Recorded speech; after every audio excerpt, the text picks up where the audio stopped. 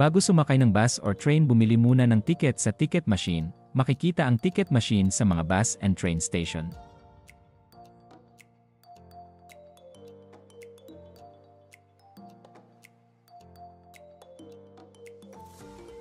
Take note po. Don't forget to validate ang ticket sa validation machine. Pag nakalimutan i-validate ang ticket, ay may multa na nagkakahalagang 1,000 Czech crown. Fourth, plug and socket. Ang socket nila dito ay Type A, kaya huwag kalimutan magdala ng adapter. And last, download application.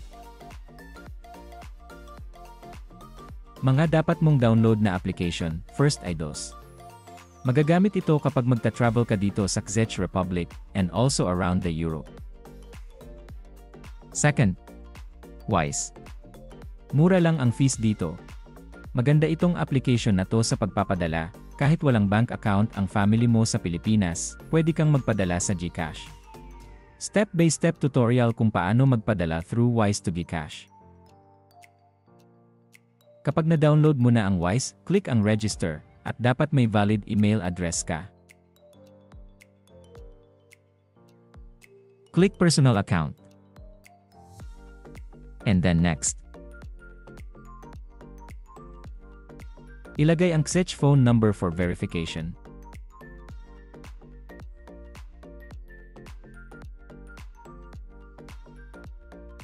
Enter security code.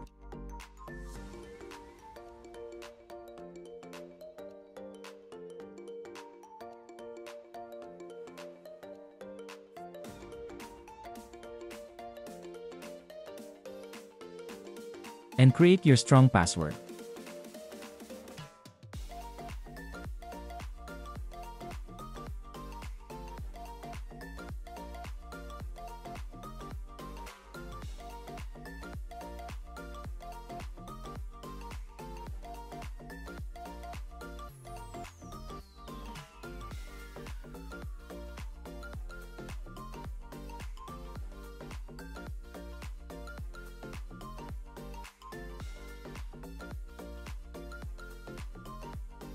Click Continue. Dahil ikaw ang magpapadala, click Send Money.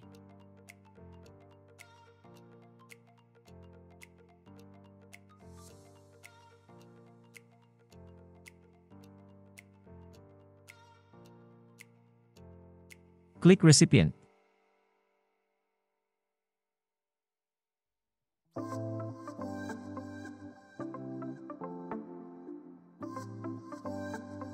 Click Add Recipient.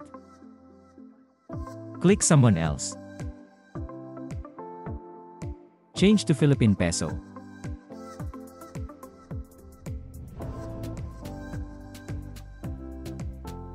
Their email optional lang naman, pero kung may email ang papadalhan mo, ilagay mo na. And then, click e-wallet. Ilagay ang full name of recipient.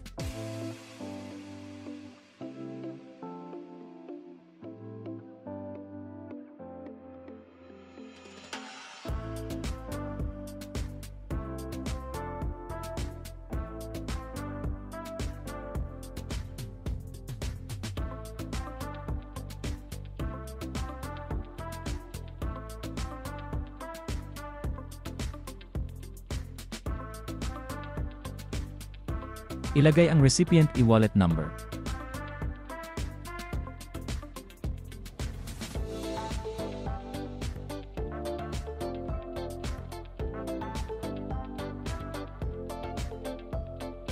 City address. Example, Manila. Click Confirm. Pwede ka nang magpadala. Click the link to description below to download Wise.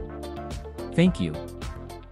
Sana po ay makatulong ang video na ito sa ating mga kababayan at sana po ay laging ligtas at healthy ang pangangatawan natin para makapagtrabaho tayo ng maayos para sa mga family natin. Good luck sa journey natin saan man sulok ng mundo. God bless all.